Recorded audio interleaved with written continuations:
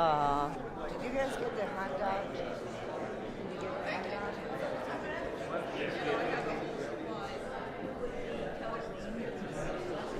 Oh.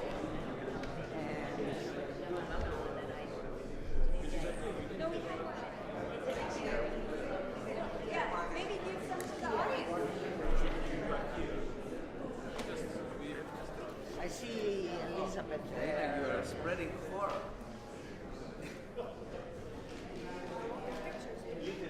Yeah, that's what I'm saying.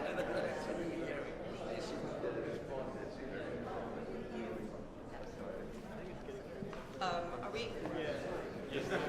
Go ahead, try again. Moving. Not only the speaker.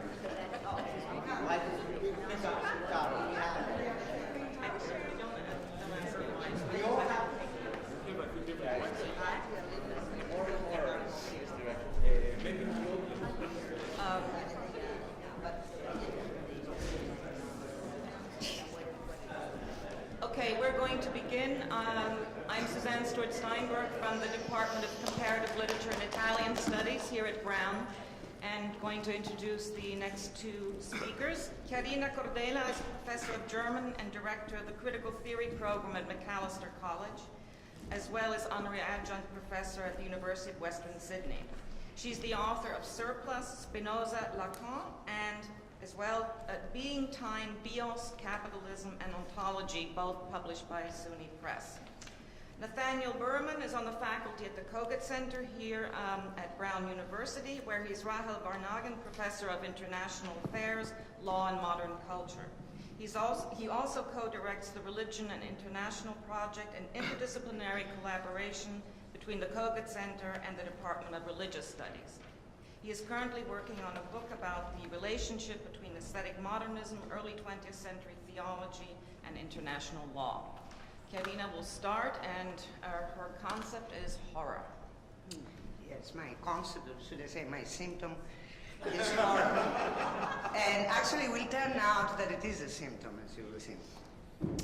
The first thing to note regarding horror is its sharp difference from cognitive states, such as objections against or critical disapprovals of events, as well as its distinction from certain affective states, such as the rage or indignation that one may experience on the basis of one's moral or political positions and rational judgments, which accordingly can retroactively be invoked to justify this affective reaction.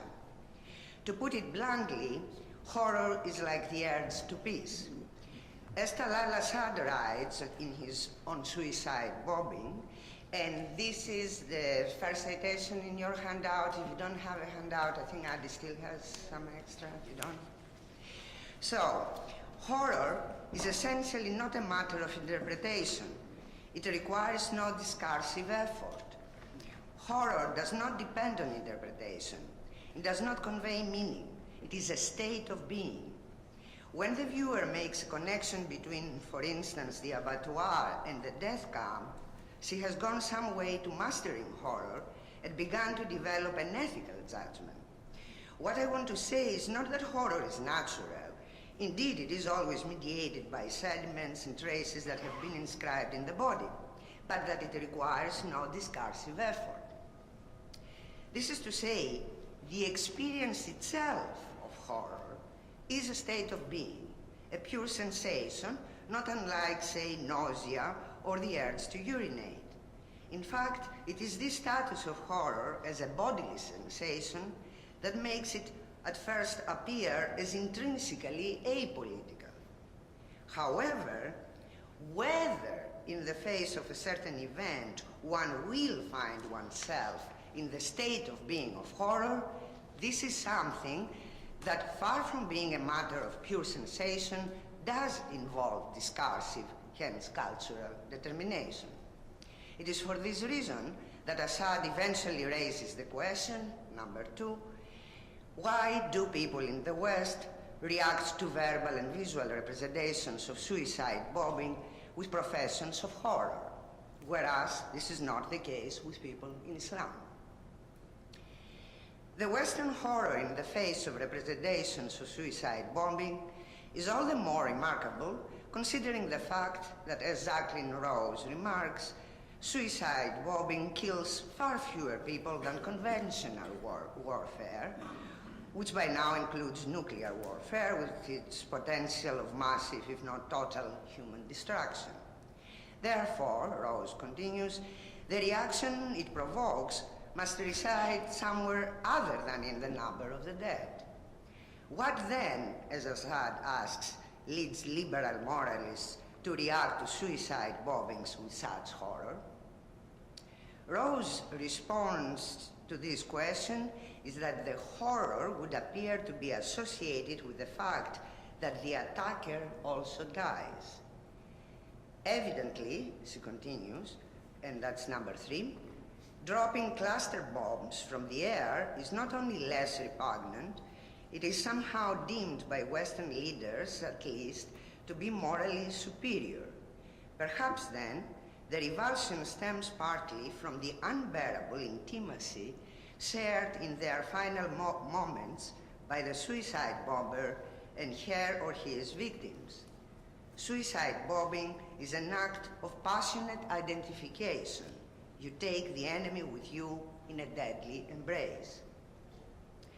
Indeed, this passionate identification, this radical obliteration of distinct identities, is the essential component of the source of horror. As Stanley Cavell puts it, and that's number 4, horror is the title I'm giving to the perception of the precariousness of human identity, to the perception that our identity may be lost or invaded. But the source of horror far exceeds the loss of individual identity to encompass the loss of any boundaries, which may range from species and ontological categories to any conceptual or affective distinctions.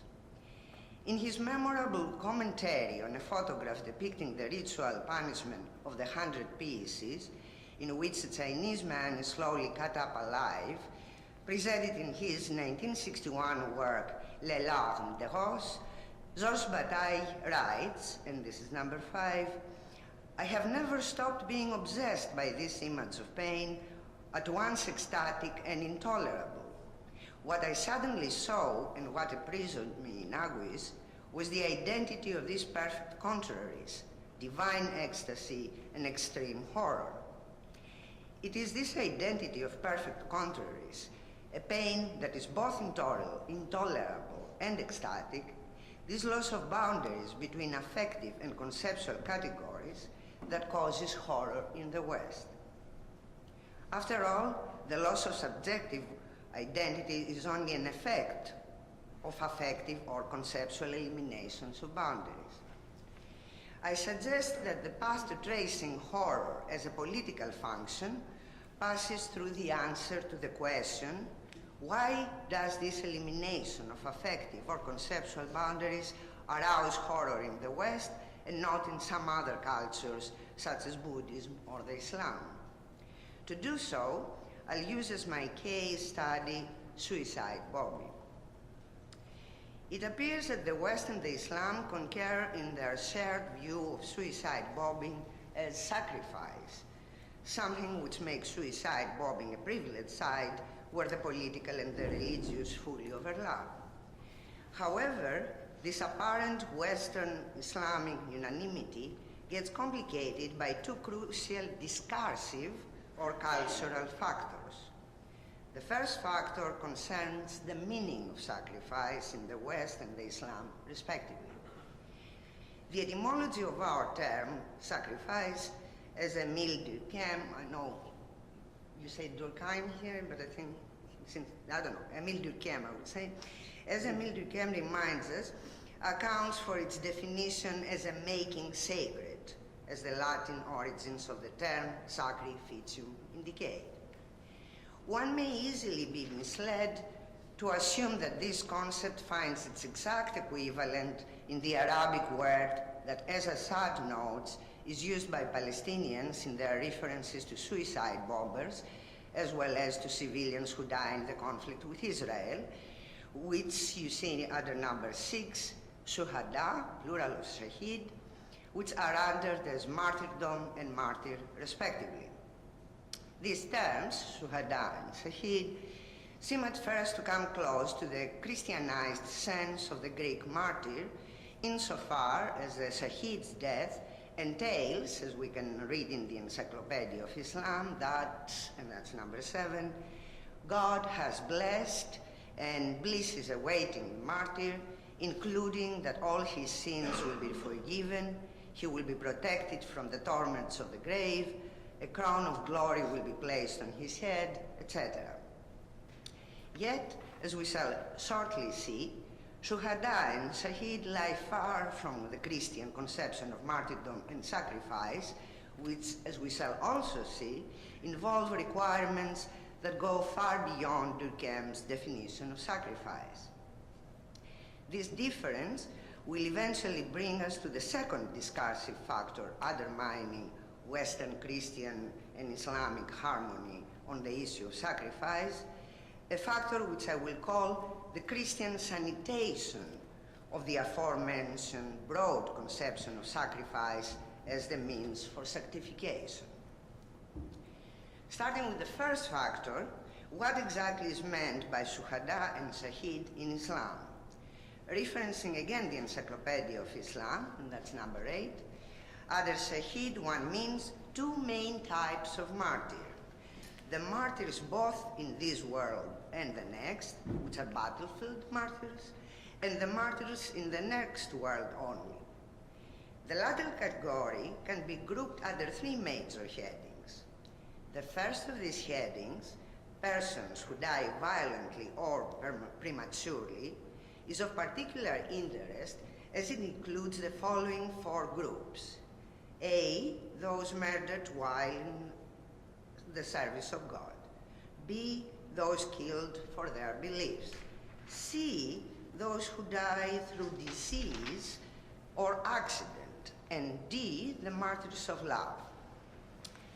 The last 2 groups might surprise us, for as Ignaz Goldhitzer notes, and that's number 9, not only those who are slain for faith are to be regarded as martyrs.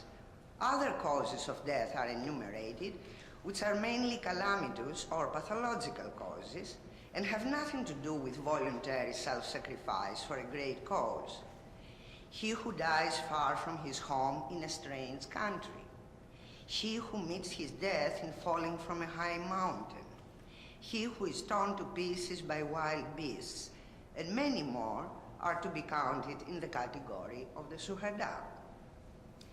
In other words, the title of a shahid can be conferred to those who have been, as Assad puts it, struck by a fatal calamity, whether natural or human, including being torn to pieces, whether by wild beasts or humans.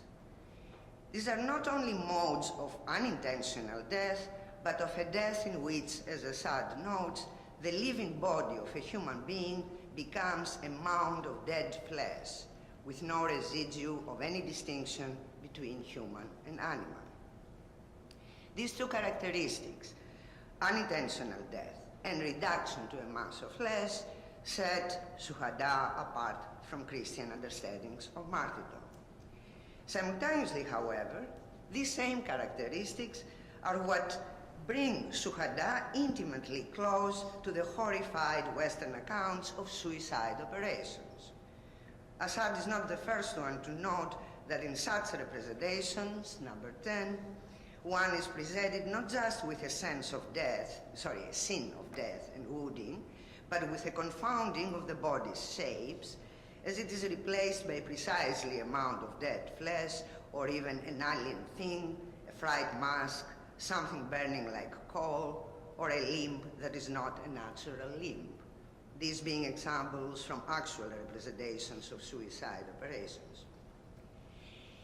In the ease with which the boundary between what is alive and what is not, between the sanctity of a human corpse and the profanity of an animal carcass, or an inanimate thing, in the ease with which these boundaries can be crossed, therein is to be found both that which in the West arouses horror and that which in the Islam bestows the utmost dignity on human existence, shuhada. What horrifies the West, the disfigured mass of human flesh, is for the Islam, in Assad's words, a sign of human finitude in the world created by an eternal deity.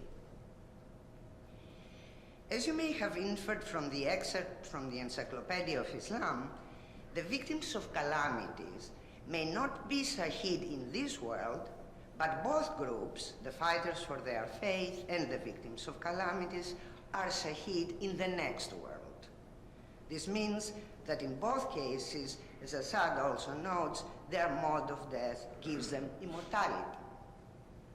Immortality is something that can be conferred only on somebody who is sanctified, for only the sacred can transgress the biological laws. This is the case whether one conceives sacredness in so-called religious or so-called secular fashion, as we can infer by bringing together Hannah Arendt and Assad. And here, to make discernible when it's Assad's or Arendt's voice, I have pasted the whole passage from my paper in your handout. That's number 11. Only when there is a reason to suspect that conditions could be changed and are not, only when our sense of justice is offended and legal political means are blocked, only then does rage arise to the point of acting without argument or speech and without counting the consequences, for this is the only way to set the scale of justice right again. Parenthetically, suicide bombing easily qualifies as such an act of rage. And because, for Arendt, the possibility of acting politically, including through rage, if this is the last resort, is part of what makes men individual and therefore human, and what offers them a sense of secular immortality, rage and the violence that sometimes, not always, goes with it, belong among the natural human emotions, so that to cure humans of them would mean nothing less than to dehumanize them and deprive them of their immortality. In other words, the issues of sanctification and immortality are equally concerns of the Latinogenic term sacrifice, the Islamic shuhada, and the secular enraged attempts to re-establish justice when legal means are blocked.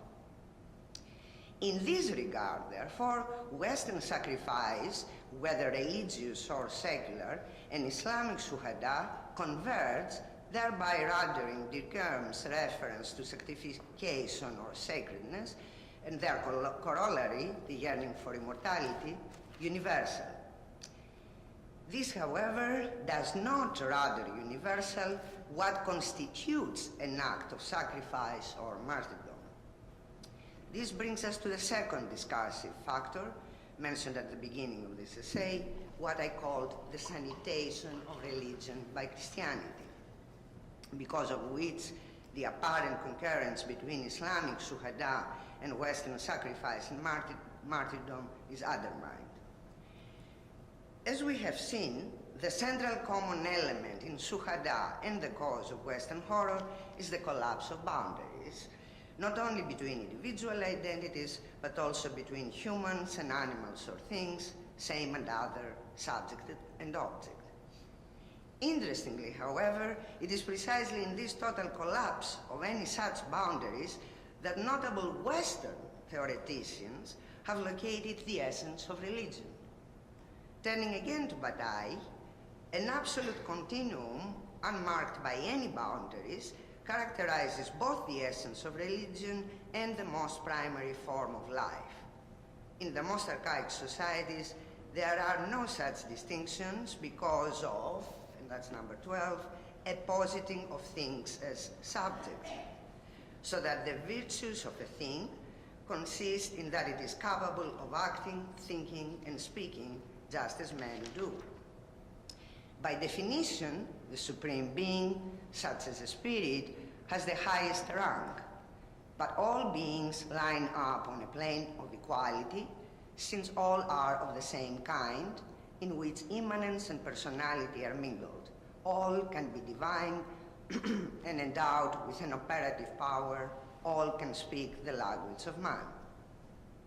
And in a seemingly paradoxical inversion, it is by dint of this divine ability that they all are like animals. For, and that's number 13, an animal is in the world like water in water, knowing nothing of the transcendence of the subject to the object, such as in the way we distinguish an object from ourselves, and acknowledging no transcendence between the eater and the eaten. In fact, even more canonical accounts of religion than Bataille's locate its essence in precisely this non-individuation of distinct entities, which Bataille calls the continuum of immanence. Take Durkheim, who in his anthropological examination of archaic societies writes, number 14, the totemic cult proper is addressed neither to specific animals or plants, but to a sort of vague power that permeates all things. This is the basic material for constructing the various beings that religions of every era have sanctified and worshipped, and which are merely the concrete forms that capture this energy, this potentiality. At the source and basis of religious thought, we find not particular and distinct objects or beings, but vague powers, anonymous forces, because religious forces are incapable of individuation. Now, this fundamental religious principle of non-individuation, or continuum of immanence, which, as we have seen, Suhada observes, is essentially true also of Christianity, for its foundation consists in the overlap between good or love and evil. As Assad reminds us, number 15, Christ's indirect suicide constitutes a paradox. It is at once a loving gift and a model of unjust suffering. The crucifixion is the divinely planned punishment of an innocent man. The success of his supreme act of good is paradoxically dependent on a supremely evil act. Yet, unlike in Suicide Bobbing, in Christ's suicide and crucifixion, and this is number 16, the violent breaking of the body is not an occasion for horror, rather it becomes the source of a transcendent truth through a story, a fable whose function is to keep apart good from evil and victim from perpetrator, as in the passage in John's Gospel in which Satan is said to enter into Judas the moment he receives the order from Jesus to betray him. It is only by maintaining these distinctions that one can forget that, number 17, in Christian civilization, the gift of life for humanity is possible only through a suicidal death, and redemption is dependent on cruelty, or at least on the sin of disregarding human life. Actually, to be precise, Christianity relies on a double suicidal death, as it also involves the death of the mediator required for Christ's self-willed arrest and execution, Judas. The evil, innocent man takes his traitor with him in a deadly embrace. But since the Christian fable represses the continuum between redemption and cruelty, good and evil, victim and perpetrator, their deadly embrace can occur only in the closet. What is more, in the very same gesture of repressing the continuum between victim and perpetrator, Christianity is already at a remove away from religion, at least traditionally understood. By this I mean that the repression of this continuum makes Christianity already secular. For this repression of the continuum is the foundation of all legal and other secular institutions. Democratic justice, with its desire to punish the criminal, relies on the separation of crime and punishment, which presupposes the separation of victim and perpetrator. Therefore, democratic justice raises the postulate that if it so happens that there is a continuum between the two, it must be repressed. Similarly, as Assad remarks, and that's number 18, in so-called just wars, officiated by more or less legal democratic governments of secular humanism, there is an echo of this same paradox, namely that law itself is founded by and continuously depends on coercive violence. We know that from Benjamin. Next.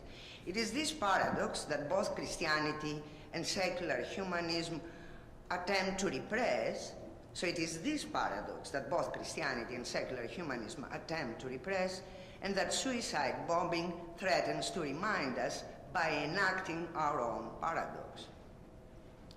So as Assad asks, number 19, what happens if the perpetrator of death dealing dies of his own free will at the very moment of his crime? In other words, what if crime and punishment are united, as is the case in suicide bombing? Well, what happens is shuhada in the Islam and in the West, horror. Let us pause to recapitulate and draw preliminary conclusions. First, like nausea or salivation, horror is a state of being.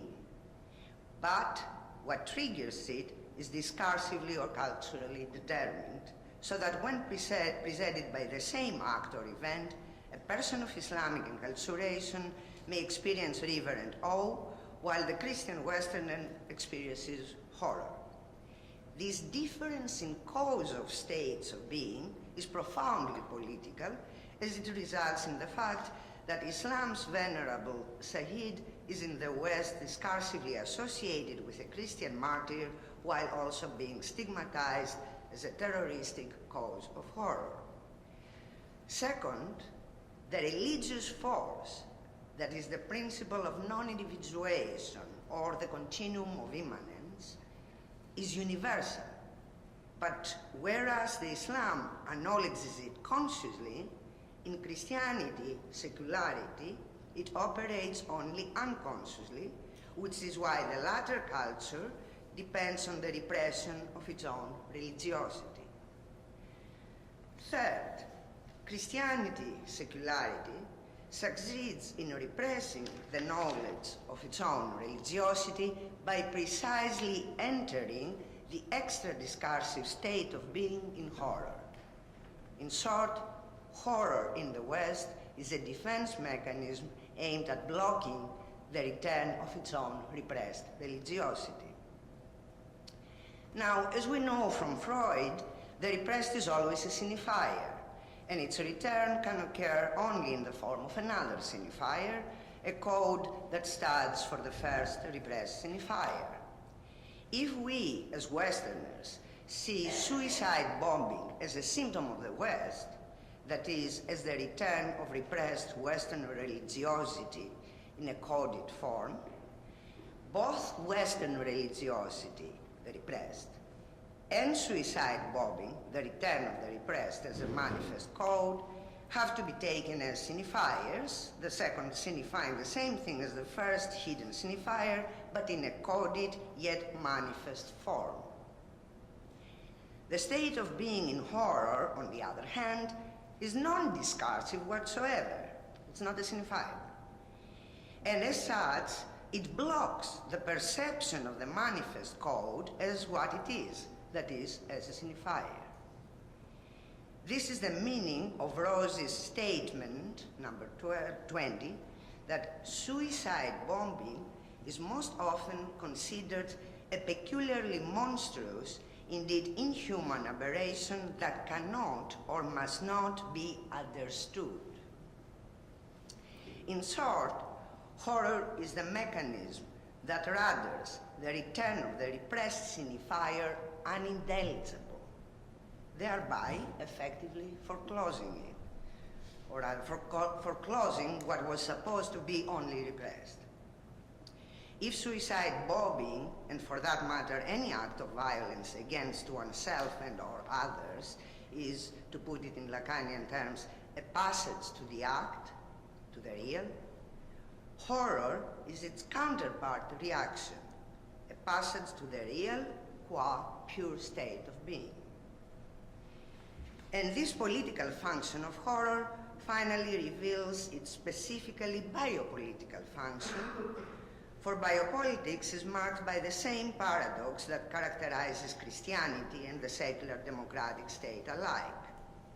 Assad gets a glimpse of the biopolitical paradox when he writes, number 21, "One must urge the citizen soldier to give up his life so that a particular way of life may be reproduced." To spell out the biopolitical paradox, I begin by emphasizing that the justification for urging the citizen soldier of the democratic state to give up his life is the reproduction of a particular way of life, which is precisely the premise of the biopolitical democratic state. Under sovereign power, the subjects were urged to give up their lives for the sake of their sovereign. They died for their king, as has recurrently been said. The moment power began to yield to modern biopower, whose role, as Michel Foucault puts it, is to exert a positive influence on life, to optimize and multiply it, at that moment, biopower can be reconciled with the state only once the idea has been established, and that's number 22, that the essential function of society or the state, or whatever it is that must replace the state, is to take control of life, to manage it, to compensate for its aleatory nature, to explore and reduce biological accidents and possibilities.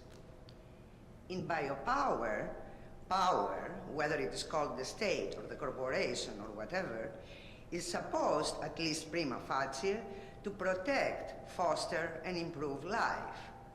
I say prima facie because, as Foucault also points out, sovereign acts, that is, violence and the destruction of life, remain an integral part of biopolitics. The question, however, for democratic biopolitical power becomes then, number 23, how will the sovereign power to kill and the function of murder operate in this technology of power which takes life as both its object and its objective?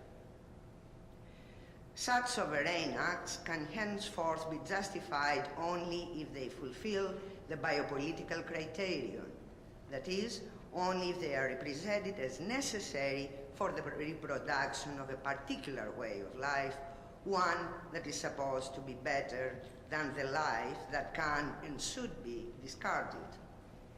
Thus, the power to kill within biopolitics finds its sole justification in racism. That is, in Foucault's words, number 24, in the break between what must live and what must die, according to the logic that the more inferior species die out, the more I, as a species rather than individual, will be. Foucault also rightly remarks that at stake is not a truly ethnic racism, but as he puts it, racism of the evolutionist kind, biological racism.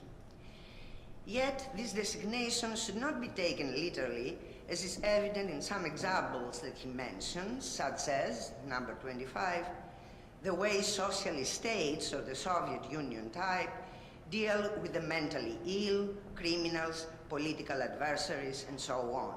For a socialist state, too, must exercise the right to kill, or the right to eliminate, or the right to disqualify. In other words, any characteristic of a group of people can be constructed as indicating an inferior subhuman race, whose exclusion or extermination is required for the survival of the superior, truly human race. I would call this not biological, but discursive racism. Thus, horror finds itself playing a double role on the biopolitical level. On the one hand, as above, it functions as a defense mechanism against the legibility of any manifest symptoms of biopower's own paradox, namely its dependence on violent sovereign acts and its inherently racist constitution. On the other hand, horror can itself become the criterion determining the racial break between what must live and what must die.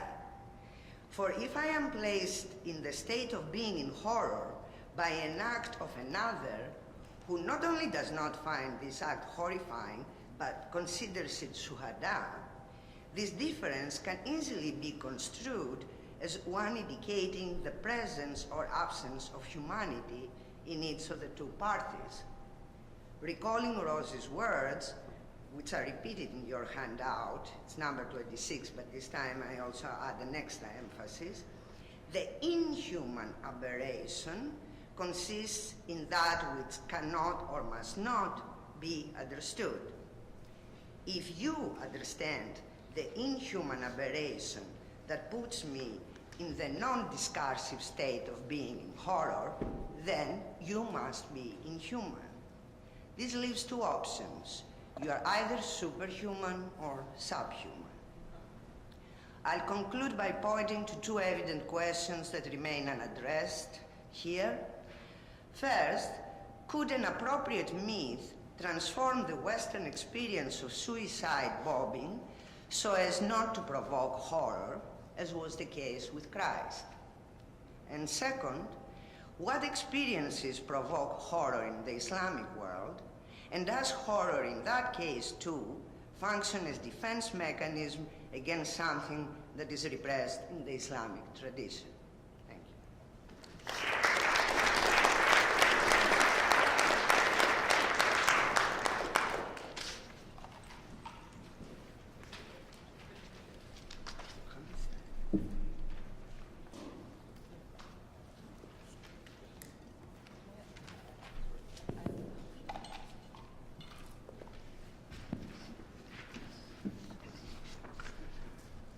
Demonization.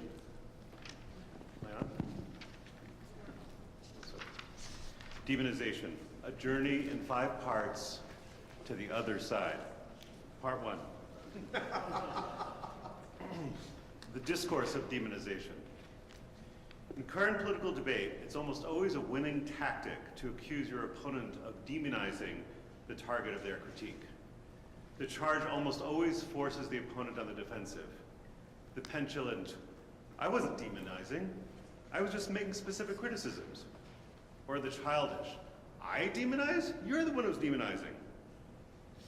The charge of demonization is hard to shake.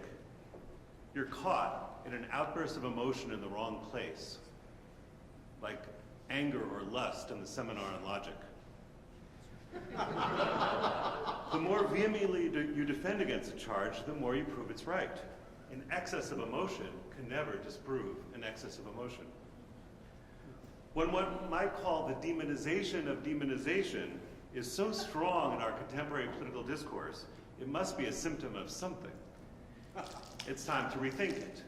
And at a time when there's been a lot of talk for the last couple of decades about a revival of political theology, it's in fact surprising that the discourse of demonization hasn't been more critically thought about.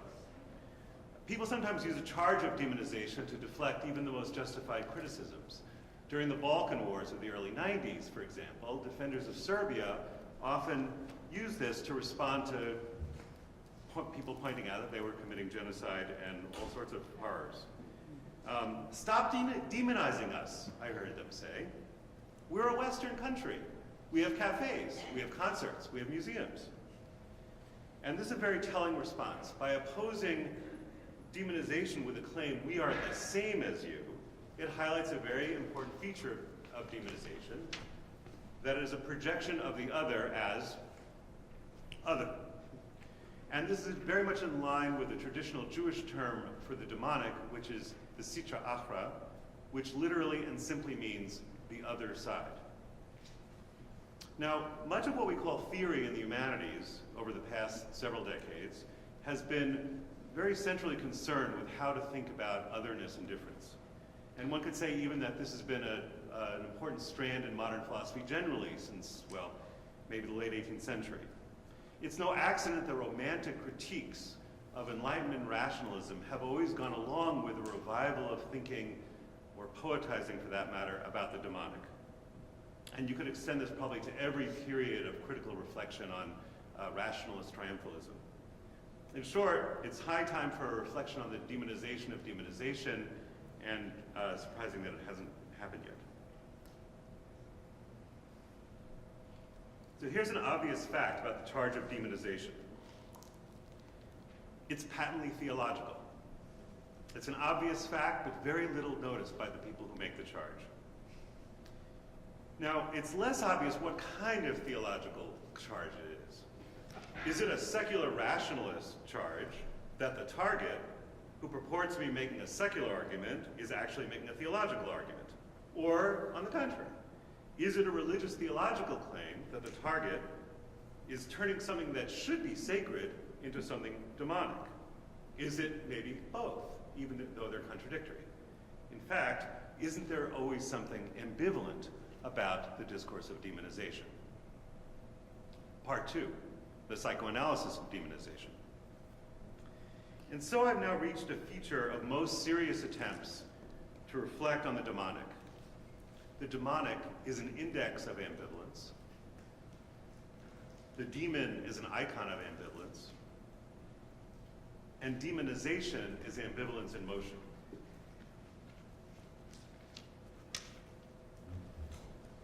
Now, we're all used to looking to psychoanalysis for our first resource when we're confronted with phenomena of ambivalence. And sure enough, Freud explicitly states and restates in a whole bunch of places the thesis of the ambivalence of the demonic. And specifically that demons are projections by a subject trying to manage instinctual dualism, especially between love and hate. It turns out that there's a certain ambivalence about this theory in Freud. There are actually two theories of the demonic in Freud, and they're both concerned with projections in the form of splitting. One concerns the splitting of the object, especially the father, into good and bad versions, and then we get, of course, the Carlet for the mother in Melanie Klein. The other concerns the splitting of the self. In the first version, Freud argues, and there's a quote, God and the devil were originally identical, were a single figure, which was later split into two figures with opposite attributes. Now this single figure, in turn, was a projection of the father, the human father, and the psychic benefit gained from splitting was management of ambivalence towards the father. In the second version, by contrast, Freud attributes the origin of the devil to a splitting of the subject's own ego, and it's an attempt by the individual to safeguard the coherence of his self-image against its fragmentation by unruly desires. And so he says, the devil is certainly nothing else than the personification of the repressed, unconscious, instinctual life. So in either case, splitting of the object or splitting of the subject, what are the consequences, especially the political consequences, of the Freudian diagnosis? Now, in order to decide that, it probably depends on one's general image of Freud. Freud, the rationalist man of science, Freud, the muse of surrealism, French Freud, feminist Freud, whatever. But let's think of rationalist Freud for a second on ambivalence, because I think his stuff about the demonic falls into that category. From this perspective, the consequence of a recognition of ambivalence would seem to be something like a collapse of otherness into sameness. So Freud says in Totem and Taboo that his approach enables him, in this quote, to get behind the demons. Otherness is resolved either into the sameness of a single subject, well, depending on whether you're talking about the subject or the object. So otherness is resolved either into the sameness of a single subject in whom both sets of feelings reside, or into the unity of a single object, which was split into two. In either case, the goal is integration and identity, the reduction of otherness and difference. So the implication of this approach would seem to be to get the demonizer to dissolve his or her own ambivalence through recognizing the common source of the demonized and the revered, the diabolical and the sacred, as it were, to get behind the demons, as Freud says. In other words, to get the target to acknowledge the other as the self.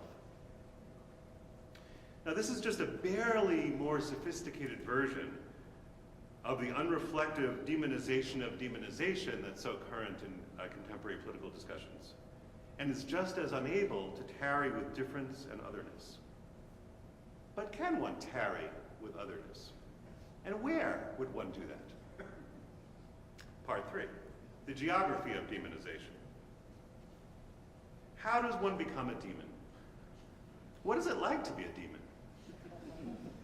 And where do demons live? One important tradition in thinking about demonization is to trace it to a shift in power, especially political power. This view is often associated with Heine, especially located in his 1853 essay, Gods in Exile, which he wrote, of course, in exile in France. A work with a very long and important afterlife, and a lot of very important of your favorite theory superheroes. In this approach, demons are gods who were demoted to the level of demons after the defeat of the political regimes that supported them. In Heine's words, that metamorphosis into demons, which the Greek and Roman gods underwent when Christianity achieved supreme control of the world. The church, and I continue the quote, the church by no means declared the ancient gods to be myths, inventions of falsehood and error, as did the philosophers, but held them to be evil spirits who through the victory of Christ had been hurled from the summit of their power and now dragged along their miserable existences in the obscurity of dismantled temples or in enchanted groves. This demonization has nothing to do with a rationalist debunking of gods or of religion. On the contrary, it preserves their existence as real. In fact, it wants their reality, even though demoted and banished. Or just maybe, banishment as productive of desire, demonization as erotic provocation. For the place of exile into dismantled temples and enchanted groves is a site of temptation. Heine writes that these fallen gods, quote, by their diabolic arts, through lust and beauty, particularly through dancing and singing, lured to apostasy unsteadfast Christians who had lost their way in the forest. Demonization is an act of power which transmogrifies once venerated deities, but then counterpower and counterpower recreates and augments their libidinal appeal, renewed in their very places of exile. Now, if Freud bypasses otherness into sameness, Heine bypasses bad otherness into good otherness. And this is, of course, a gross oversimplification of both of them. The whole framing of Heine's essay, Gods in Exile, and a lot of his poetry, is the juxtaposition of the joys and beauties of the Greeks and their gods with the grim asceticism of Judeo-Christianity. But what is the beauty of the demonic? Part 4, the aesthetics of demonization. In thinking about the genealogy of the power of our contemporary discourse of demonization, I look for something beyond Freud and Heine, something that would retain the hard truths of ambivalence without trying to get behind it, something that would not collapse difference into sameness, something that would not congratulate itself for its triumphant rationalism. So I return again to the early 20th century, now not to its rationalist, demythologizing side, but to the avant-garde side of cultural modernism, especially to its primitivism, the side both tormented and elated by primitivist fears and fantasies.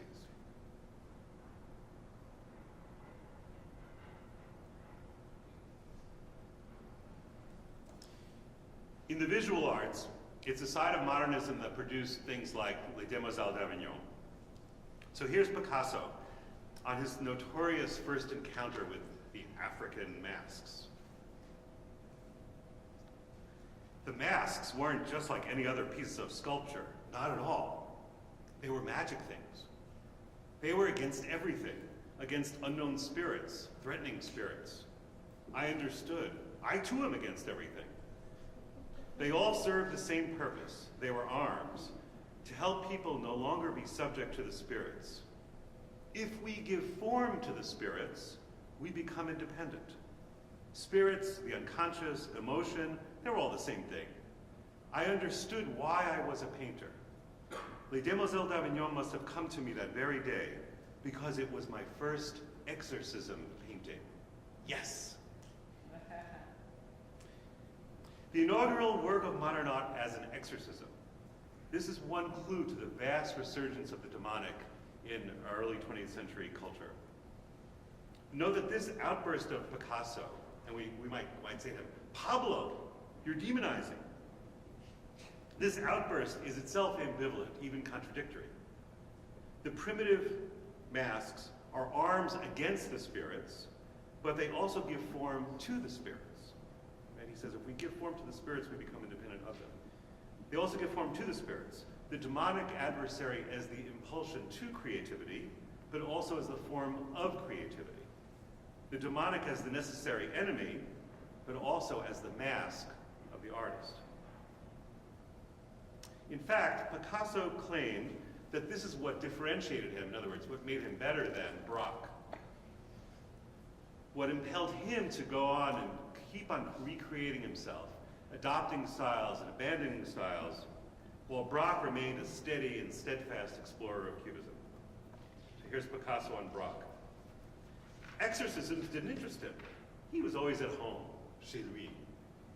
He doesn't understand these things. He's not superstitious. He doesn't understand life.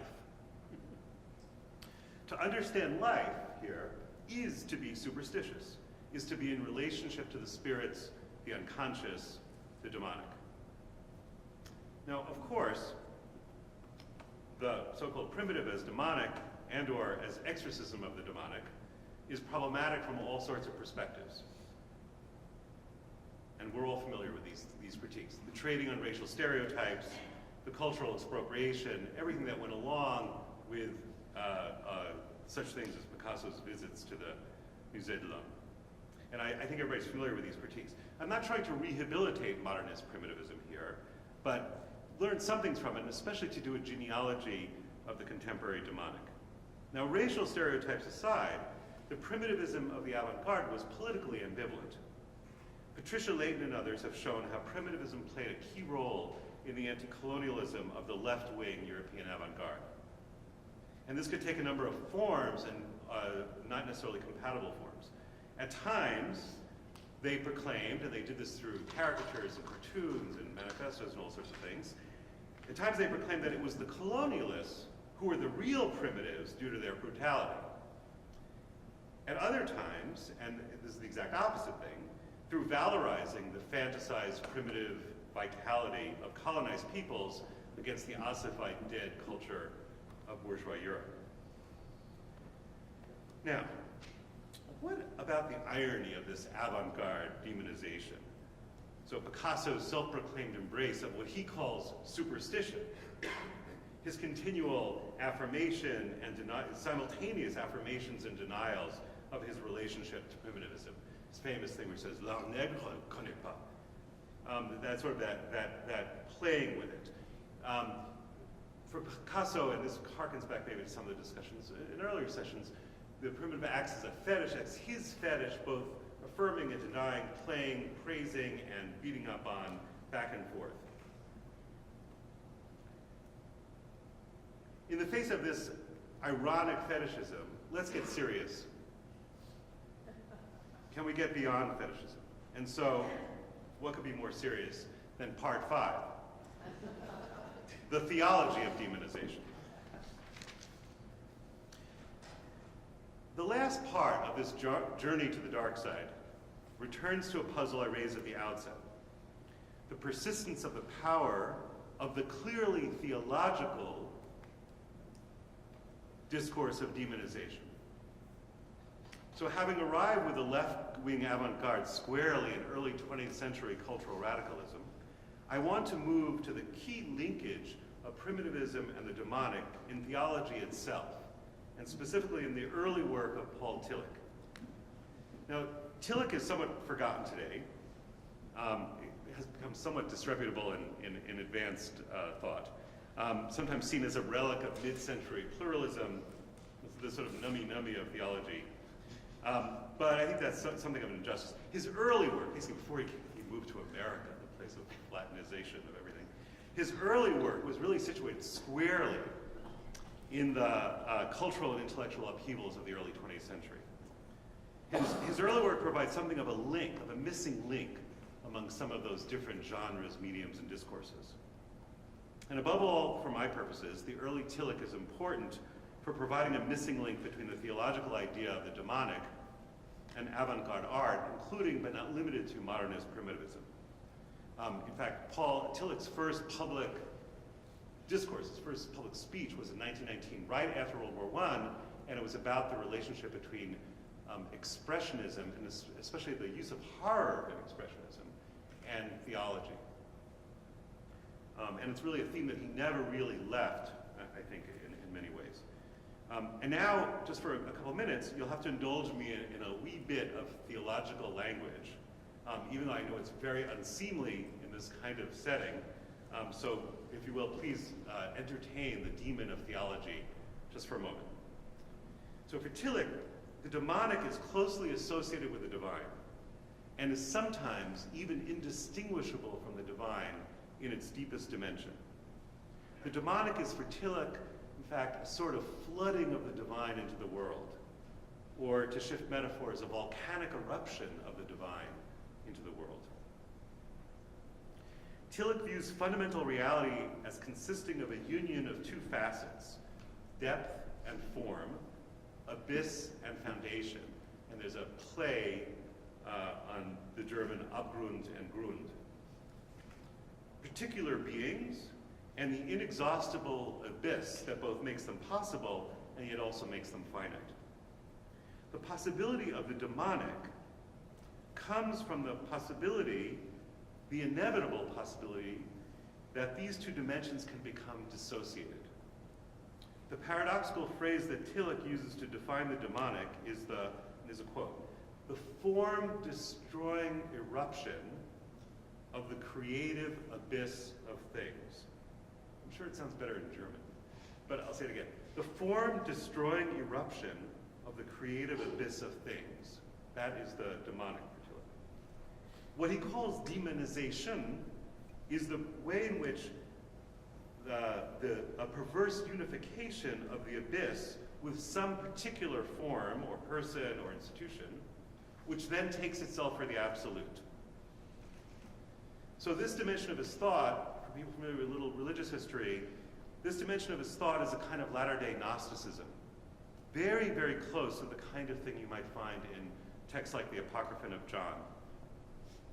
The recharacterization of gods as demons by the Gnostics, and particularly the Old Testament God, is the experience of demonization in the Western tradition. And for Tillich is a perennial and necessary feature of the history of religion. So, three consequences of this mythical or lyrical theology. First, the demonization of existence comes from the same source as the sanctification of existence. It's an eruption of the creative basis of things, the form-destroying eruption of the creative basis of things. Second, demonization is inevitable, because one cannot have a direct experience of the divine, by definition, since it can't be identified with or exhausted by any particular being. So any concrete experience in which you have an experience of the divine must have an element of the demonic in it. Third, and this is key here, a culture which has lost all experience of the demonic has also lost all experience of the divine. It's a culture which sees only forms and not their inexhaustible depth in the abyss. Such a flattened culture, concerned solely with what Tillich calls the profane, is marked by de-demonization, or the German, my German accent is non-existent, Entdämonisierung, de-demonization, which for Tillich is kind of a master word in his analysis of modernity, really replacing for him the function of Weber's disenchantment as the key phenomenon. The becoming profane of culture is a de-demonization, and is a quote, it's a form of combating the demonic, but it overcomes it by tearing itself free from the divine at the same time. So although demonization, the absolutization of a particular, is that which absolutely must be combated for Tillich, in fact, the combat against it is constitutive of the history of religions, the disappearance of consciousness of the demonic would also spell the end of the sacred. This is a theology, I'm harking back now to Heine, that wants otherness. It wants the demonic, even or especially at all costs.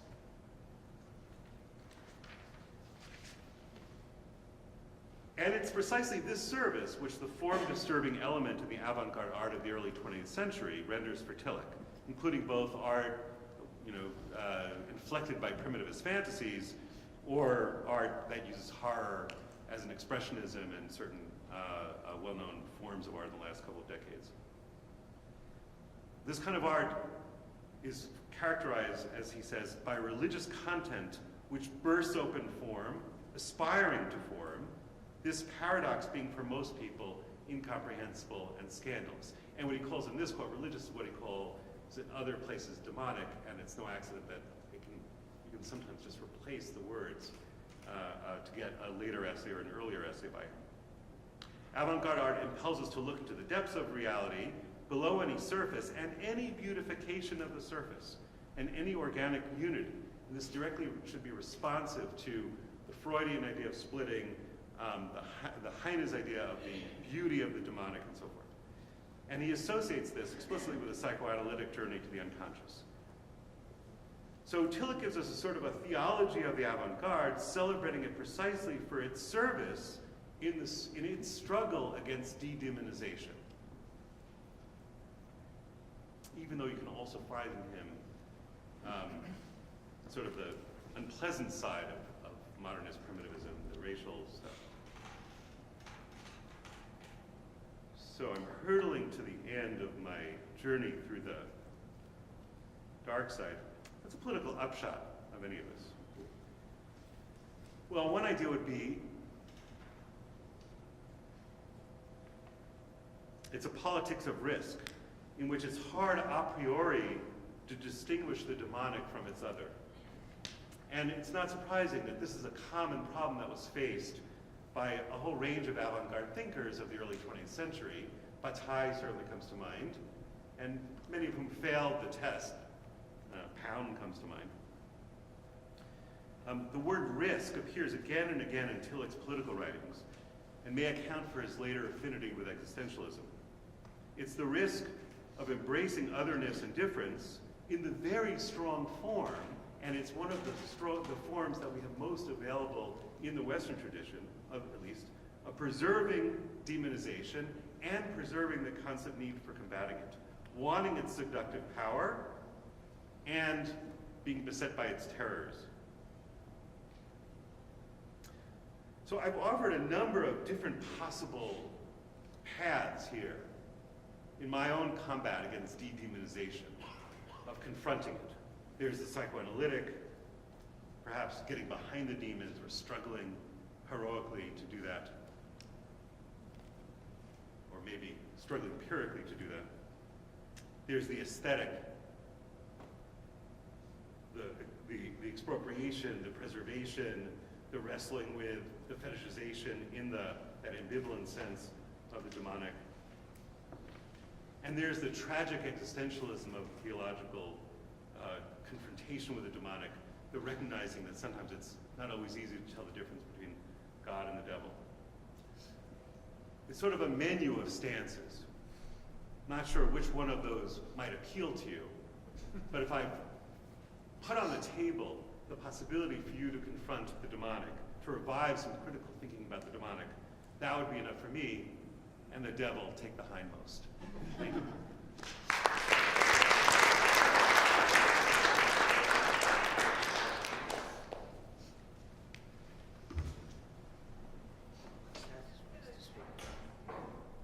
Status and then let Jay do it. Status, want to go ahead? You're handsome. Okay. I have two questions, one for each. Karina, first, let me say, if you don't mind, that I would raise some questions about the strategy of your reading, and not necessarily the points, but particularly insofar as you rely so much on Talal Assad's framework. My disagreements with Assad are in writing, so I'm not going to reiterate them here.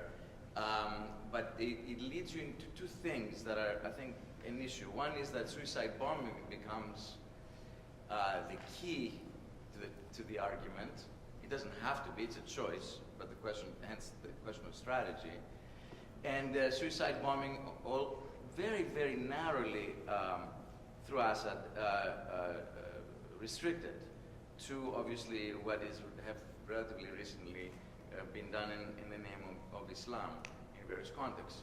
Because the tradition of destroying yourself in the process of destroying your enemies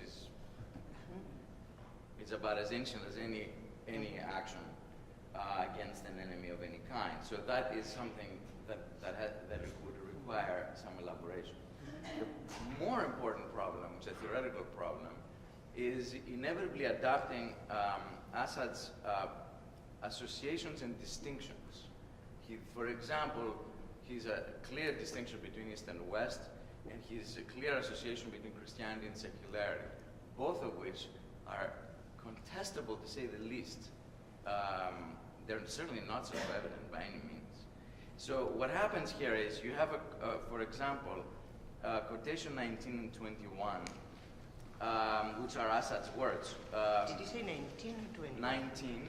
Oh. A very interesting slippage here in this quotation. Of course, this is not, I'm directing it at you, it should be directed at Talal, but you're quoting. You know, what in other words, if crime and punishment are united, this is not clear to what extent, what is punishment? Whose punishment, first of all, is the question. Because if, in fact, the suicide bomber is being martyred in his act of the crime, which is in quotation marks, he or she is certainly not being punished. Okay. Right? This would not make sense. It's a problem. It's a logical problem. Okay. The 21. One must urge the citizen soldier to give up his life so that a particular way of life may be reproduced. Well, one could easily say, or couldn't one easily say, or substitute, one must urge the soldier of Islam to give up his life so that a particular way of life might be reproduced. You understand here that the soldier of Islam is not a religious category, it's a political category. Which leads me to my last kind of question or suggestion. I agree with you that we can say, in any case, I agree with the claim, we can certainly make the claim that the West represses its religiosity in the way that you presented that. I won't argue against that. But can we say, reverse the argument, and say that that if the West represses its own religiosity, can we say perhaps that the other side, by the way, I'd written that down before you spoke, that the other side represses its political worldliness in favor of a staged religiosity. I would like at least the second to be given equal claim if we're going to do this. And Nathaniel, very, very interesting, a question again that I don't have an answer to. Obviously, you use the demonic, and you did do that very clearly, so it's not a question of, I'm not disputing it, within what is in some ways a Christian or a post-Christian context. I mean, so the question is, can we argue that, let's say, the demonic in avant-garde art, the way that you defined it, might in fact wish, okay, I don't know if, may wish to reiterate, let's say, the performative Dionysian element of the demonic, a kind of tragic demonic, which, I mean, I'm sorry, it's a Greek word, which would actually suggest the spirit of possession, which is not necessarily religious at all, the spirit of possession. The spirit of possession in a kind of, again, pre-Christian universe has nothing to do with evil, or it is a performative, or if it has to do with the divine, is it insofar as the divine becomes a performative act. And certainly, even if we use the word divine in that case, we would have to let go of God splitting into two, I mean, and so on and so forth. So is it possible that we can think of specifically the demonic in avant-garde art as not an attempt to demonize or to secularize or whatever we would say, but as a kind of reiteration of something that precedes the Christian notion of it. So I will leave your first question for last, which is very interesting, and I will start. First of all, you mentioned 3 points beyond the suicide bombing. The first one being Assad's clear distinctions between Western Islam, which I presumably adopt. I don't believe that in what I said, nor does Assad actually try to produce a clear distinction, except for the distinction you have horror here, not there. Other than that, on the contrary, the argument is, in both cases, you have this continuum. You cannot separate good from evil. You cannot separate victim from perpetrator. The democratic legal system is founded on this paradox. Christianity is founded on this paradox. We all share the paradox. Islam and West are the same. What I claimed, and Assad implies, is that yet in the West functions on the basis of the repression of these common elements. So it's not black and white. That's how are the Westerners. That's how is the Islam.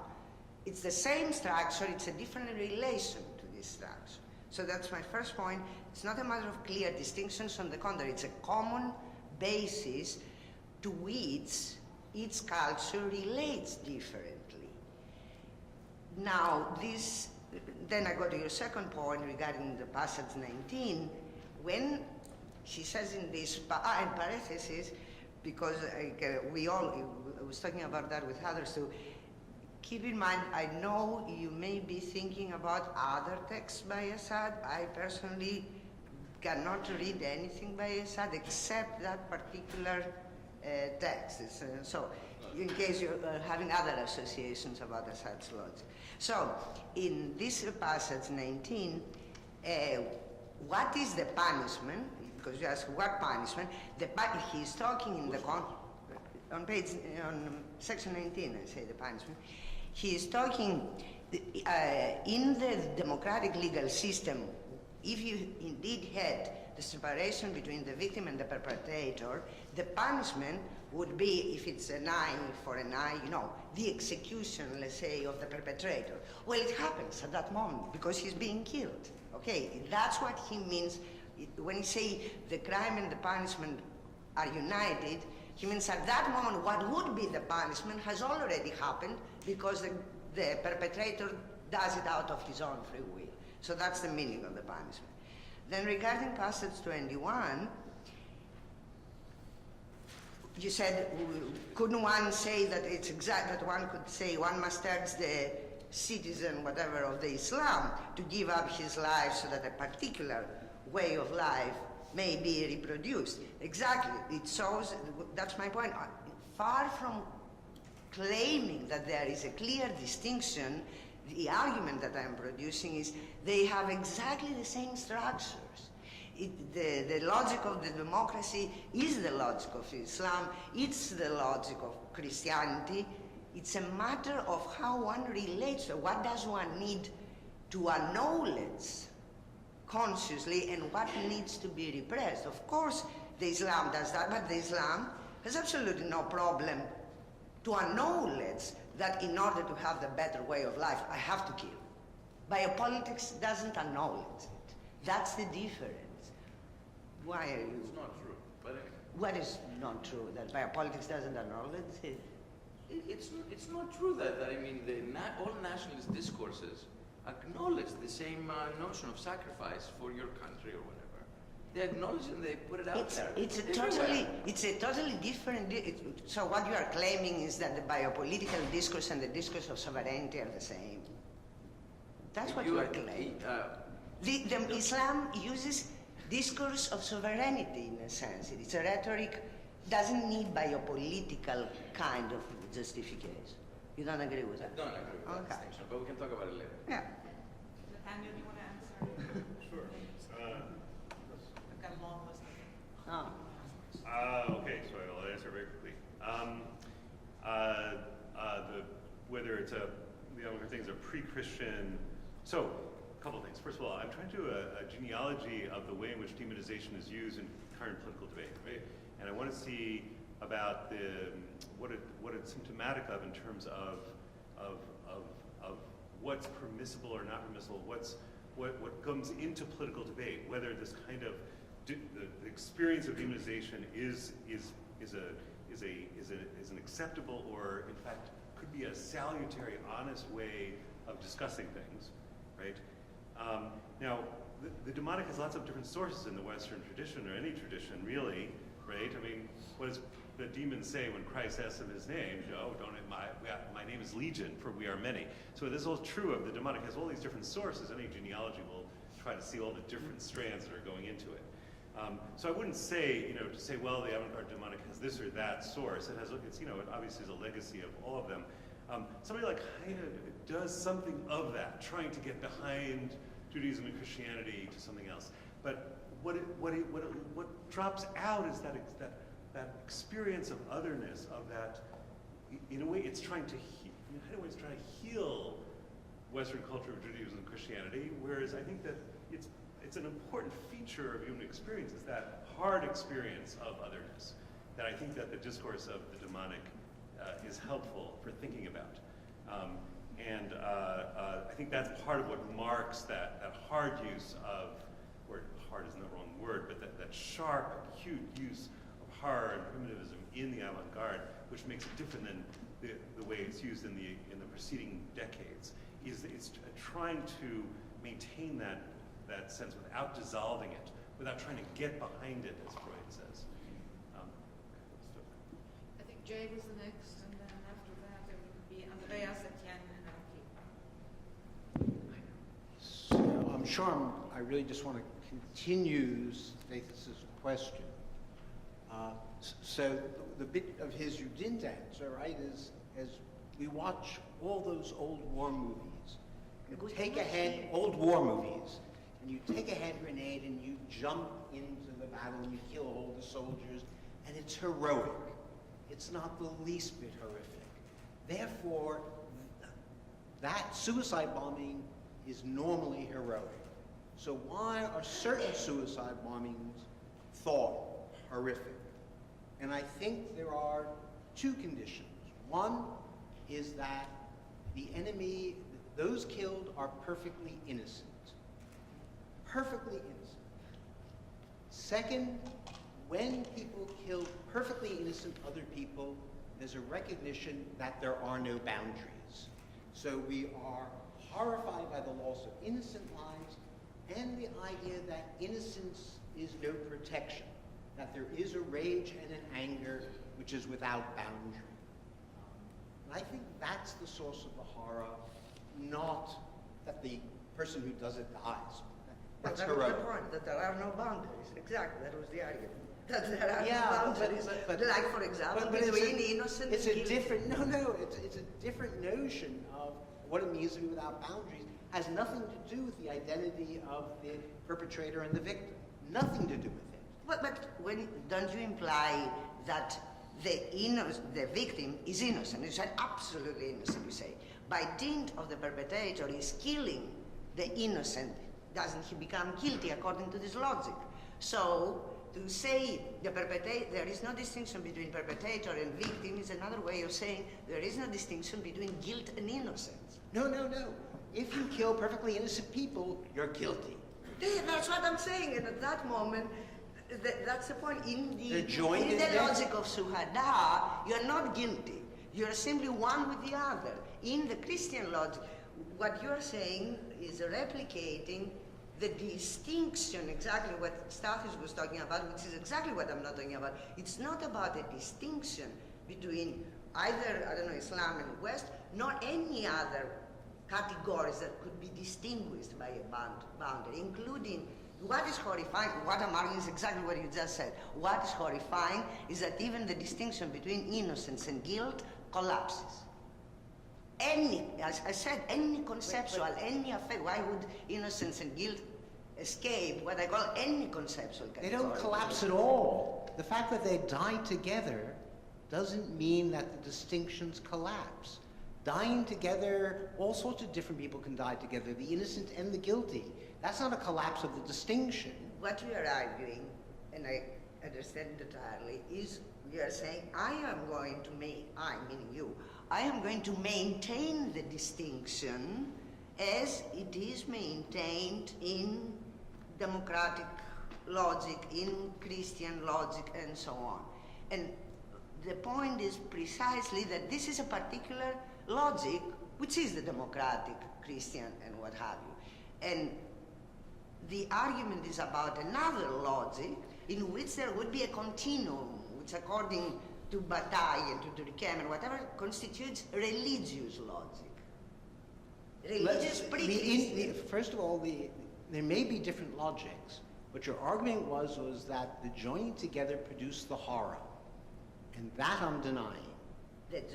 The joining together of the innocent and guilty is what produces the horror. It does not. You know what I never had the chance And to that respond was to the staff's yes. question about suicide bombing. Not only very willing, I'm very conscious of the fact, and I was thinking I do have that part, but I have cut the paper. It's not only the case of suicide bombing that produces horror, if that's what you're going. In fact, even Assad himself quotes Simone de Beauvoir, talking about the horror of seeing yourself in the mirror, being suddenly 50 years old, and not recognizing yourself. It's always about, it has to do always about split identities. It's many other things, I agree entirely, so that was my point. Thank you for giving me the chance. But that doesn't mean it does not happen also in the case of suicide bombing, and particularly, as you just said, particularly in the case when the victim is innocent. Maybe there's, if I can just, there's an assumption that there's a paradox underlying this. You said there's a paradox about taking life to save life. Mm-hmm. I don't think that's paradoxical at all. I think that's perfectly constitutive of the human. That is, if the human is having a life only by leading a life, where leading a life has norms, then it is part of that the norms may require the sacrifice of life. That's just the human condition, which I find not the least bit paradoxical. I have no problem to call it the human condition. But then I don't see the paradox. To be a paradox. Who said that the human condition does not involve a paradox? But I don't see the paradox. I see nothing paradoxical about it. Yeah. Andreas, you're next, and then after that. Yes, I don't want to sound perverse because I'm going to shift the emphasis. Yes, you do. I didn't feel any horror. Sorry? I didn't feel any horror when I witnessed, let's say, suicide bombings or I see. You don't feel any horror? No, I don't sense any horror. I'm not the only one. There have been many people in the so-called Christian West. Really? I think it's a reified concept that they were trying to... Nobody said that the Westerners feel horror. The people, because you start with a sad assumption that the people in the West react. Why do the people in theEst react with horror? The people in the West. Horror. The people in the West. I don't know. Latin America is the West. Greece is the West.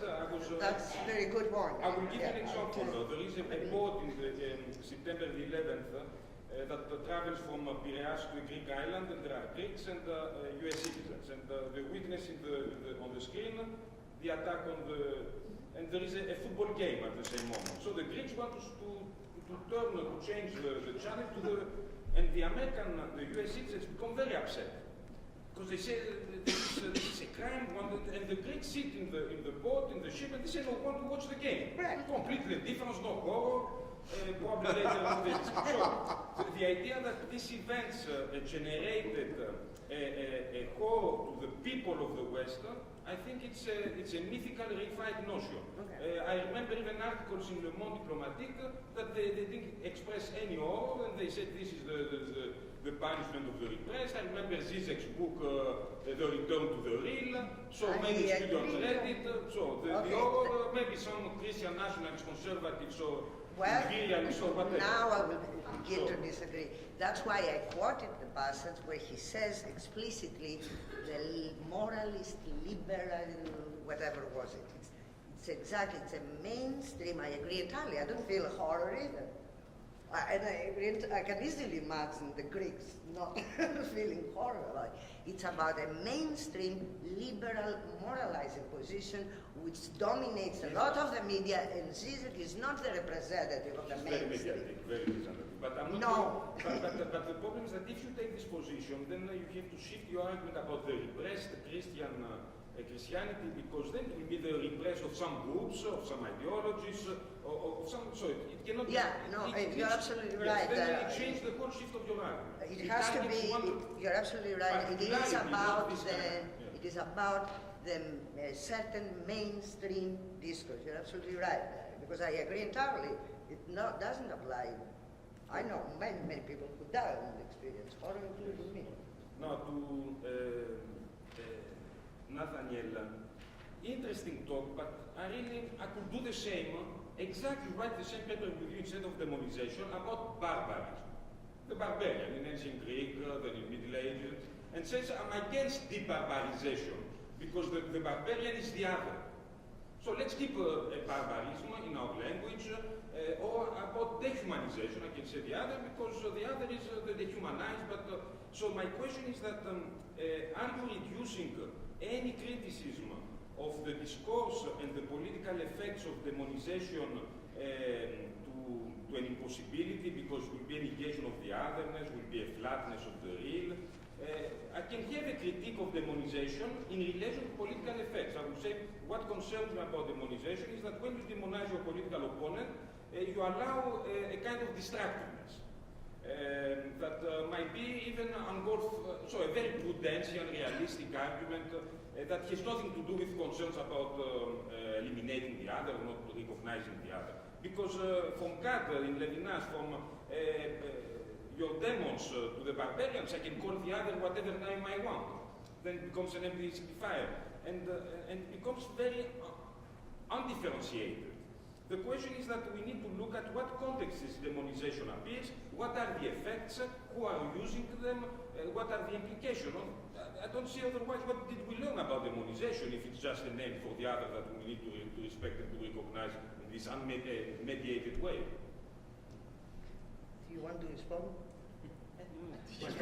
Yeah, I know it's for him. I know it's for him, but I have an answer.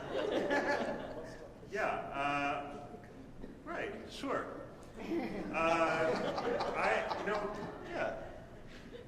Well, you should write that paper.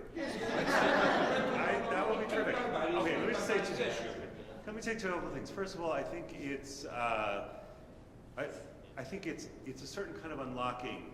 First of all, I'm set on a trail by a specific symptom of the way in which demonization. You Google demonization, you can find thrown around in all kinds of ways. And some demonization of a certain kind of fashion, I found. An anthropologist wrote an article accusing human rights lawyers of demonizing culture. It's a certain symptomatic appearance that appears and is taken for granted as a plausible thing to say, and actually has very powerful effect in political discourse. And that's part of why I'm on the track of that particular word. That's one. Two, it's also a way of connecting a whole bunch of themes into some of the deepest sources, certainly in the Judaic, Christian, and Islamic traditions, in which the discourse of the demonic is incredibly strong. And it's a certain way of giving a historical trajectory, if you're going to do a genealogy of some of this discourse about the others. It's not simply the abstract feather, it actually unlocks some strands, some macro historical strands that I think is very useful. And there was one more thing. Oh, yeah. Sure. You could say, well, what I don't like about demonization is that it enables you to destroy. Right.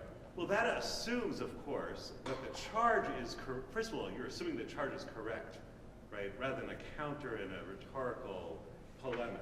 Somebody says, well, you're demonizing so-and-so, and therefore the next step is you're going to exterminate them. Of course, that's something, it's a charge, right? I'm looking really at the consciousness of the charger rather than of the chargee here, right? That it's a symptomatic thing about the way in which it's deployed, in which the charge of demonization is deployed as a discourse. So that's one thing. Secondly, of course, it doesn't take demonization to engage in extermination. I mean, my own work on imperialism is much more concerned with liberal imperialism, which does the opposite of demonization. And for example, the initial justifications of the Spanish conquest of the Americas, and Tony Angi's work is crucial on this, is it looks in the work of Vittoria, known as the great humanitarian. And actually, what you have in Vittoria, and this is very familiar today, is the reason the Indians can be conquered, he calls them Indians, right, is precisely because they are like us, and they can be just as good as us. If only we will conquer them and educate them, they can become just like us. They're far from the demonic other. Actually, if they were the demonic other, it might have been better, right? So that it's not, if you're going to look at which is better in othering, is it sort of the demonic, or is it the liberal, everyone is basically the same, if only? It's not so clear, which of these things is more pernicious.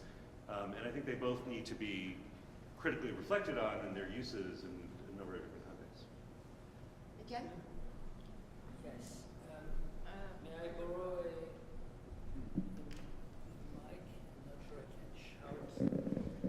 Okay, Chiarina, it is also for you. And I will express doubts again about your construction, but don't misunderstand me. First of all, don't be surprised, I'm sure you're not, but if we raise all these questions, because you are really touching some of the most disturbing and crucial questions of our political and spiritual present. Now, it continues, in a sense, studies is a question, and it has to do with the way we can rely on Assad and how we react to his text. But before that, if you allow me, in 1 minute, I want to say something. I'm not neutral.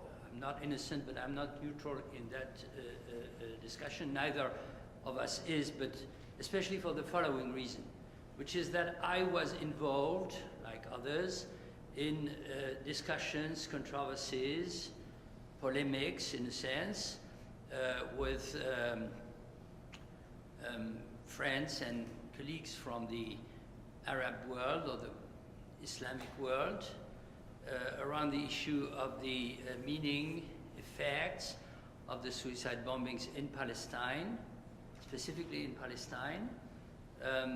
That was independent of 9/11, because I had imprudently, probably, not expressed horror, but nevertheless I'm probably less perverse than Andreas, so I had expressed concern. I had written somewhere in correspondences with Palestinian friends, and this easily in the end becomes more or less public because the emails, circulate. If I summarize, around the idea that, say, the mobilization of a certain death drive, a problematic category, of course, as a political recourse, instrument, perhaps, for want of any other possibility, of course, in a political struggle of resistance, emancipation, and liberation, might have disastrous or after effects on, say, something like the civic mind of the community itself. And Joseph Massad, in particular, reacted to that rather angrily or critically, and he wrote, yes, no wonder if Balibar, like all those Western and perhaps particularly French philosophers, seems to be backing our resistance and struggle of liberation, but in the end ends with the reproduction of the worst Western prejudices about our situation and who we are. So end of the answer. So now I think that Assad's text absolutely needs to be contextualized. It's a reaction, I take it like that, it's a reaction, of course, against war propaganda waged in the West, say, put it like that, and especially in America, of course, which made use of all the simplistic representation, Orientalist representations concerning the Muslims, the Arab world, and beyond. So the question of suicide bombing was not the only one. There was the question of the oppression of women. There was the question. There were many such questions, and Assad replied to that in a very effective way, strategically, so to speak. He didn't say anything, or very little, as little as possible, about the intentions, the meaning, the hermeneutics, so to speak, of suicide bombings in the Arab world itself. He described the kind of projection that the West had forged, and following his own, I wouldn't say political theology, but his own anthropology of religion, he linked that with the idea that what is presented as secular thinking in the West is in fact nothing else than a continuation of Christian ideas and feelings. Now, what you try to do, and this is bold, and I think it's a risk, but it's an interesting risk. You're trying to supply what Assad did not do, and therefore you go to the Encyclopedia of Islam, as I understand it, and you say not only this is how the Christians settled their accounts with martyrdom, etc., but this is what shuhada and shahid and etc.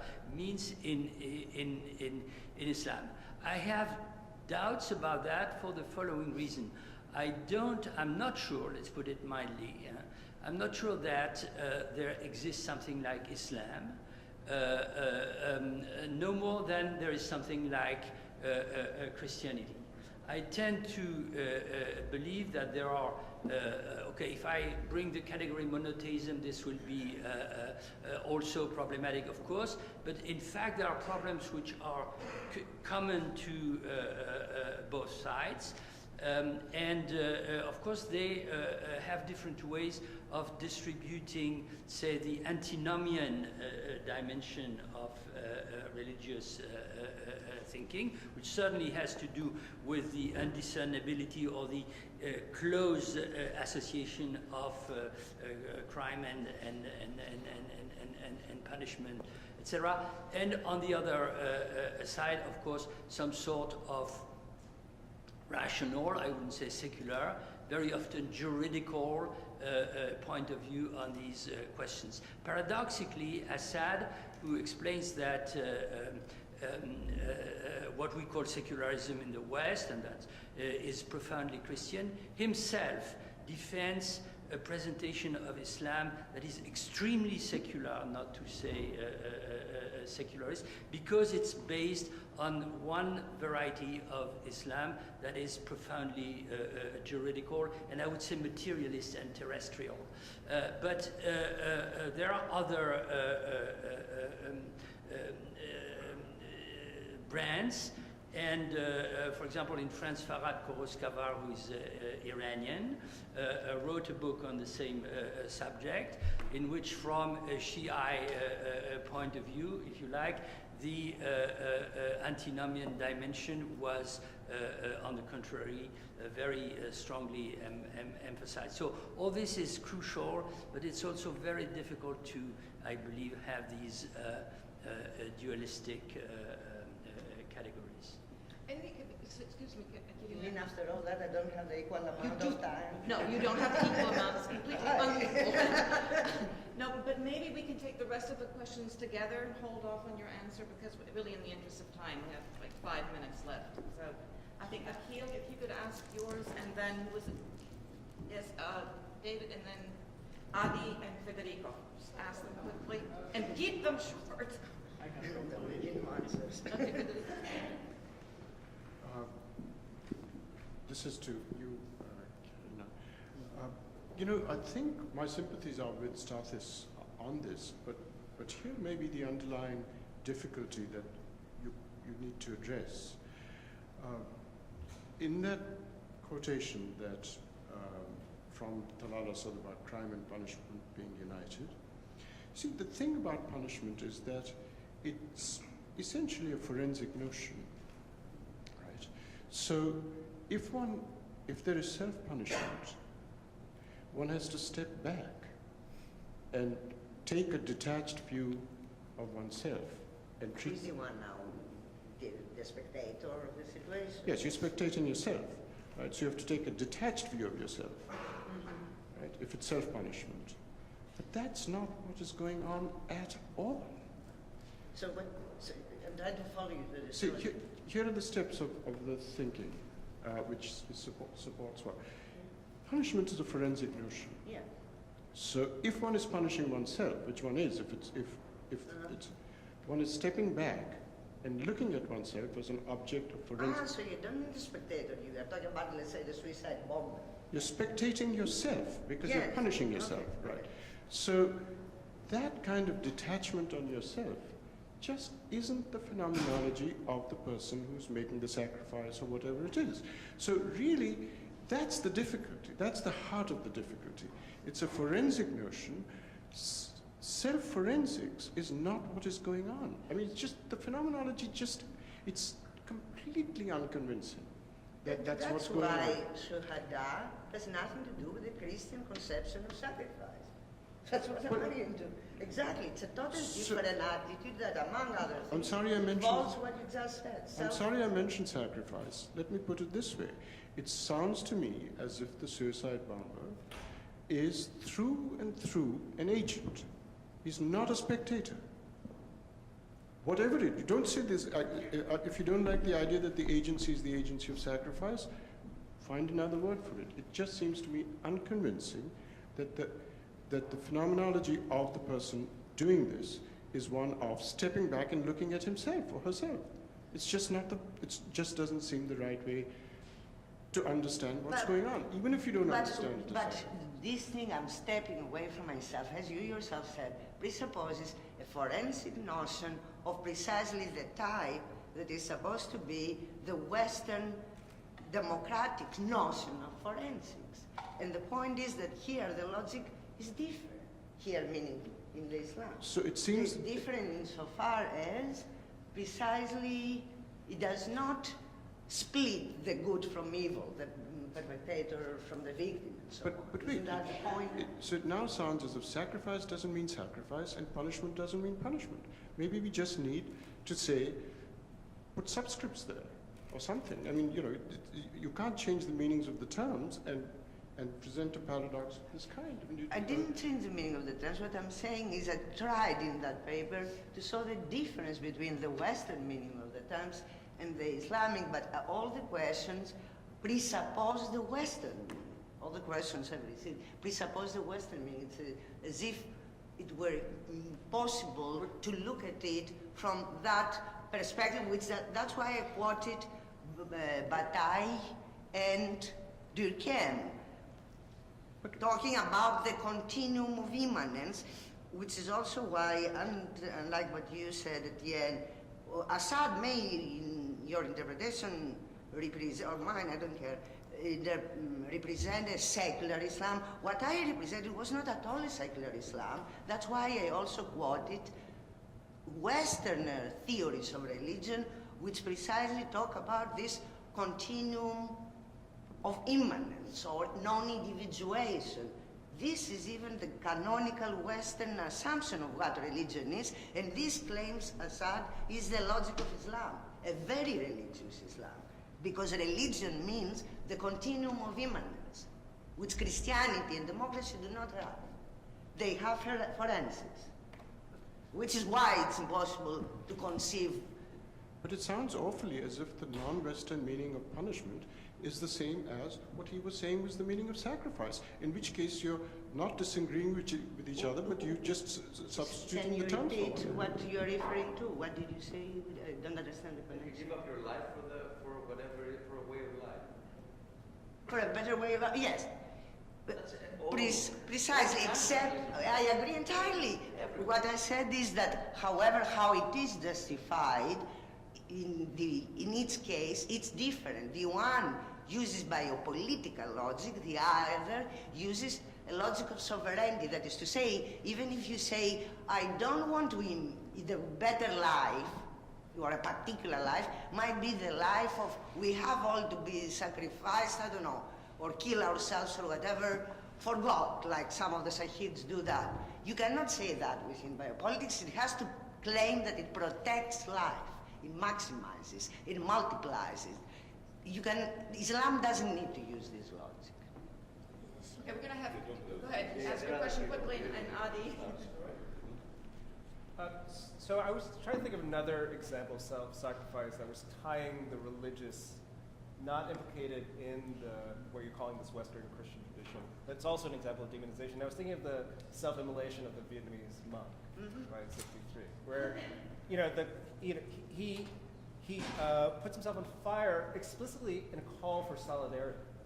He says, I am calling for your solidarity, and he understands himself as demonized.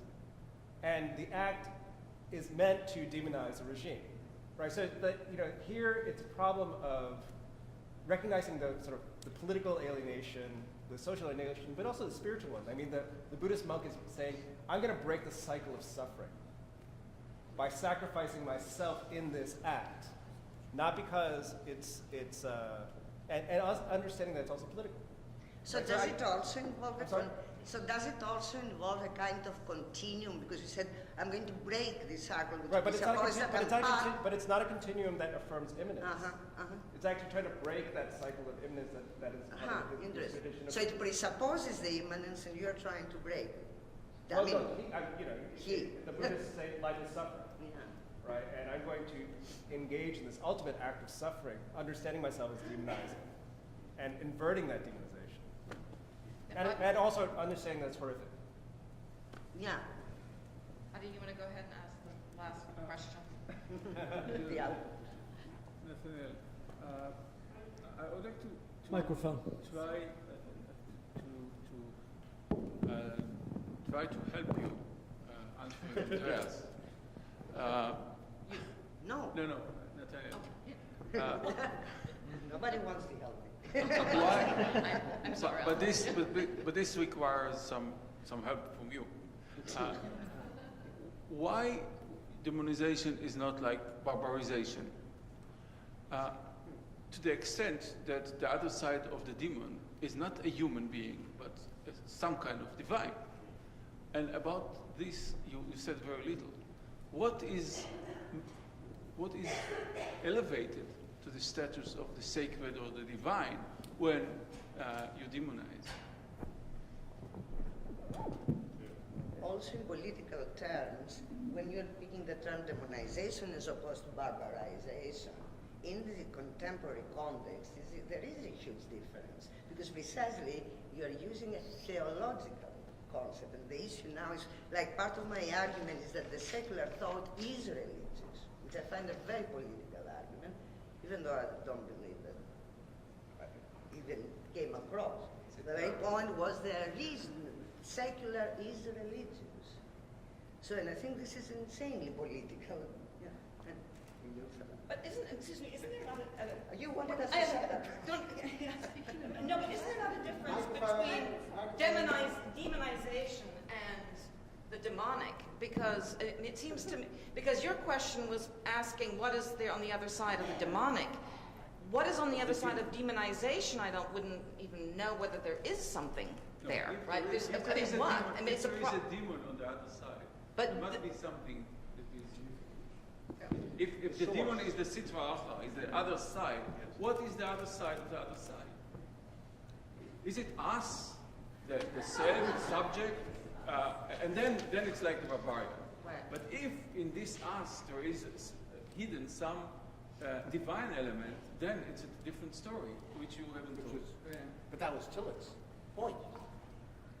Yeah, I mean, Well, I right. wonder I mean, if this was Nathaniel's point. no, I think that's great. That's what I was trying to get at the end with the explicit introduction of theology. I mean, I ran out of time, but the explicit introduction of theology is supposed to get exactly at that point. In other words, the question is not, and I think that's very well stated, and I should have thought of that myself in response to Andreas, but that is exactly right. The opposite of the barbarian, of course, is the citizen, right? Whereas the opposite of the demonic is something that is in much more, the relationship of intimacy between the demonic and the divine is much tighter in its oppositeness, the intimate adversary, than is the barbarian and the citizen. That's clearly right. So I'll just leave it back as Brandon. I think we really are now out of time, so thank you.